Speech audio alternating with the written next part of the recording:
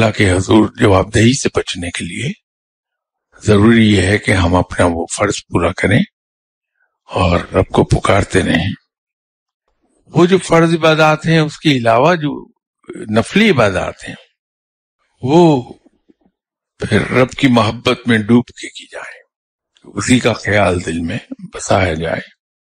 اور اس کے ساتھ ساتھ جو بہت ہی عام چیز ہے وہ یہ ہے کہ آپ صلی اللہ علیہ وسلم کی سیرت کی پیروی کی جائے، کیونکہ اگر ہم پیروی نہیں کریں گے آپ صلی اللہ علیہ وسلم کی سیرت مبارکہ کی کہیں پہنچ نہیں پائیں گے ہم.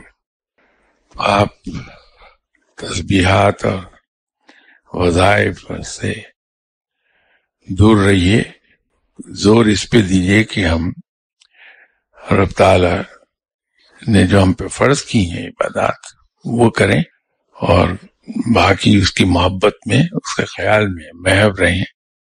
اور اس سارے پروسیس میں یہ خیال رہے کہ آپ صلی اللہ علیہ وسلم نے دنیا ترک نہیں فرمائی تھی.